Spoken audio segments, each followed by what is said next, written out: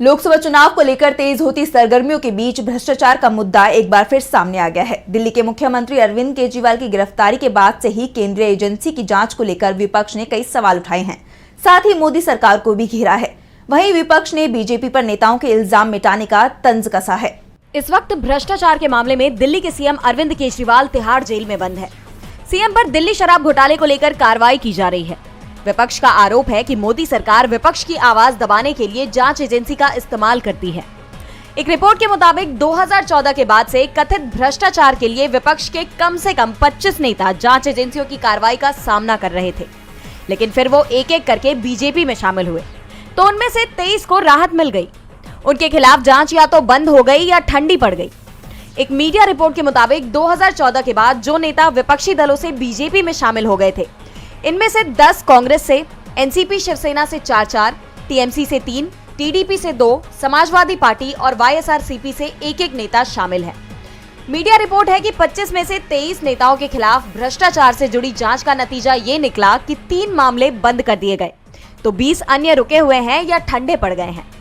ऐसा इल्जाम है कि बीजेपी में शामिल होने के बाद जांच एजेंसियों की कार्रवाई धीमी हो गई है।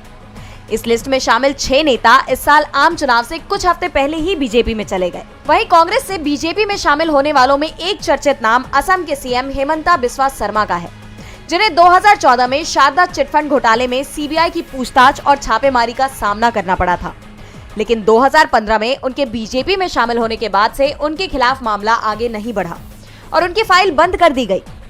वहीं ममता सरकार में रहे शुभेंदु अधिकारी से सीबीआई ने शारदा घोटाले मामले में पूछताछ की थी, लेकिन बीजेपी में जाते ही उन्हें क्लीन चिट मिल गई। यही बात महाराष्ट्र के डिप्टी सीएम अजित पवार पर भी आती है। एनसीपी चीफ शरद पवार के भतीजे अजित पर 70,000 करोड़ रुपए के सिंचाई घोटाले का आरोप था, लेकिन बीजेपी में आने के बाद उनके खिलाफ जांच बंद कर दी गई। 2 मामले ऐसे हैं जिनमें नेताओं को बीजेपी में शामिल होने के बाद भी ईडी की तरफ से मामले में कोई ढील नहीं दी गई है।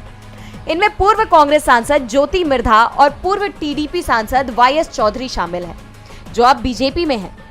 आपको बता दें कि भ्रष्टाचार के मामले में विपक्षी नेताओं को निशाना बनाए जाने को लेकर सियासी दल इसे बीजेपी की वॉशिंग मशीन कहते हैं।